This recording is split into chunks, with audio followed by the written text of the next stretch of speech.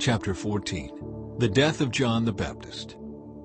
When Herod Antipas, the ruler of Galilee, heard about Jesus, he said to his advisers, "This must be John the Baptist raised from the dead. That is why he can do such miracles."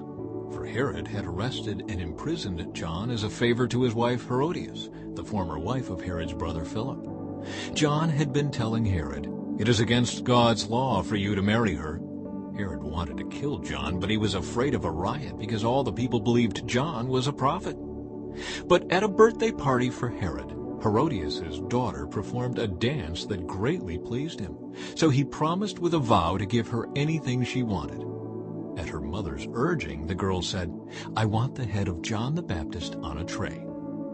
Then the king regretted what he had said, but because of the vow he had made in front of his guests, he issued the necessary orders. So John was beheaded in the prison, and his head was brought on a tray and given to the girl, who took it to her mother. Later, John's disciples came for his body and buried it. Then they went and told Jesus what had happened. Jesus feeds 5,000. As soon as Jesus heard the news, he left in a boat to a remote area to be alone. But the crowds heard where he was headed and followed on foot from many towns. Jesus saw the huge crowd as he stepped from the boat, and he had compassion on them and healed their sick. That evening the disciples came to him and said, "This is a remote place, and it's already getting late. Send the crowds away so they can go to the villages and buy food for themselves." But Jesus said, "That isn't necessary. You feed them." "But we have only 5 loaves of bread and 2 fish," they answered. "Bring them here," he said. Then he told the people to sit down on the grass. Jesus took the 5 loaves and 2 fish, looked up toward heaven, and blessed them. Then, breaking the loaves into pieces, he gave the bread to the disciples, who distributed it to the people. They all ate as much as they wanted, and afterward the disciples picked up 12 baskets of leftovers.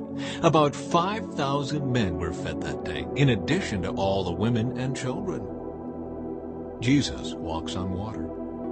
Immediately after this, Jesus insisted that his disciples get back into the boat and cross to the other side of the lake, while he sent the people home. After sending them home, he went up into the hills by himself to pray. Night fell while he was there alone. Meanwhile, the disciples were in trouble far away from land, for a strong wind had risen, and they were fighting heavy waves.